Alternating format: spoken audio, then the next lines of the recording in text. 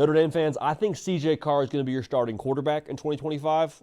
I also think he's going to have a lot of potential to be really good in 2025. We'll unpack that right now. If you're a Notre Dame fan, go ahead and make sure you're subscribed.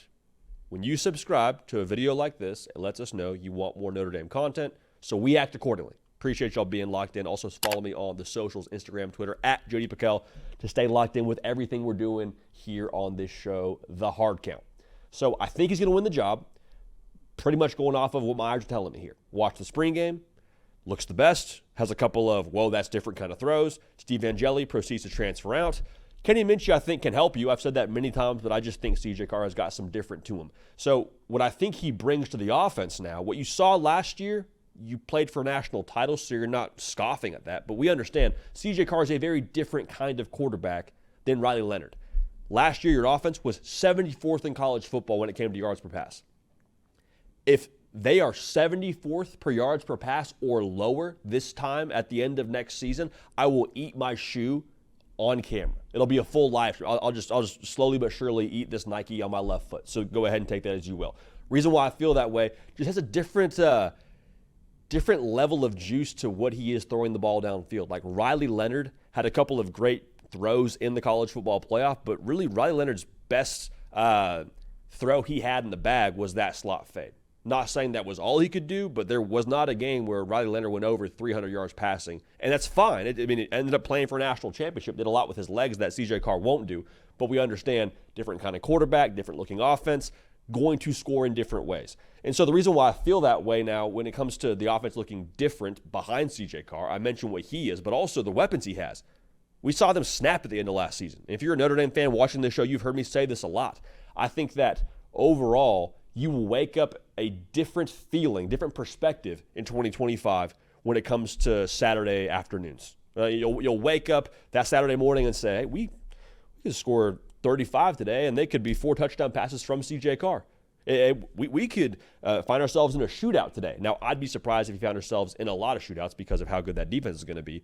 But the bottom line, the point I'm trying to make here is you have a lot more quick strike potential with the vertical passing game with CJ Carr and with the weapons of Jordan Greathouse. You saw him at the end of last year. Will Paulding, Malachi Fields, 2 transfers you're really excited about. If you're a Notre Dame fan, you've been dialed in. Jordan Faison, we know what he is. So all these things combined together with a quarterback who's going to push it more downfield more effectively to make me feel really excited about the direction of Notre Dame's offense here in 2025. Kind of a 2.0, if you will, of what you had a year ago.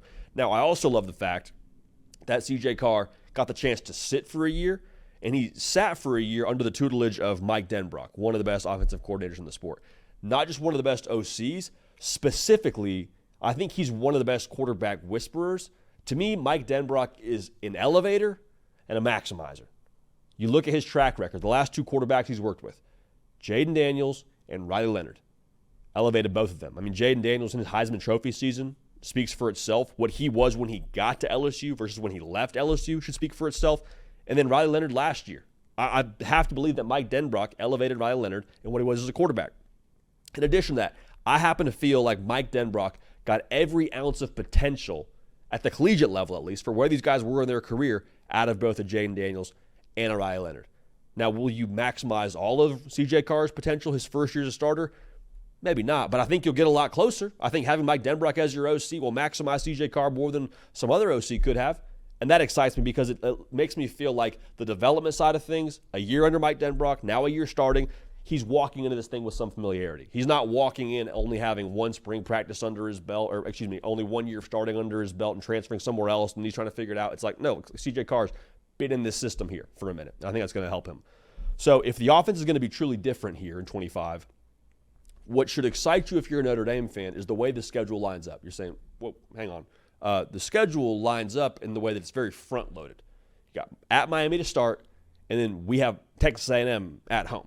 All right, that's 2 of our toughest games, JD. Breaking on a new quarterback, are we sure that we should be excited about that? I hear what you're saying. I hear the thought process. But if I'm trying to defend Notre Dame, and this offense is going to look, I think, pretty drastically different than what it was a year ago when it comes to the passing attack, would you rather have your opponent have 8 games of film to scout you or 1 game of film? Because A&M, they're going to have 1 game to watch. to get ready for Notre Dame. I know you can look at Mike Denrock's previous time at LSU, and you can look at what Notre Dame was a year ago and try to piece together an accurate picture. But in terms of this CJ Carr-led offense, you will only have one game to look at. If you're Miami, you have no games to look at. So all that's to say now, I think the element of surprise for CJ Carr in this offense could very quietly be a massive factor as to why they could have a lot of success early on in the year and take some of these teams by storm. Now you're saying, JD, Miami also has a new DC, new production there. I get that, but I do think that ultimately favors Notre Dame because I would quite frankly just lean on Mike Denrock as opposed to a defense that wasn't all that great last year in the 305. So excited to see how this looks, especially early. But the one last thing I'll add is even if it doesn't look how you want it to look in September, CJ Carr and the quarterback he is in September is going to be different than he is in October, different than he is in November. So as this thing progresses, you can be patient with him and add more to his plate as he kind of gets his sea legs being a starting quarterback in college football. I get it. He still has to be announced the starter. He still has to win the job outright. Assuming that happens, really believe that Notre Dame offense will be more explosive and in that way change the entire potential of what they could accomplish here in 2025, scoring with the Ohio States of the world, so on and so forth, with how they get down every single Saturday. Appreciate y'all being locked in. Subscribe on your way out. Cato on the ones and twos for myself and JD PicKell. We appreciate y'all. We love y'all. We will keep this party rolling, and we will see y'all next time.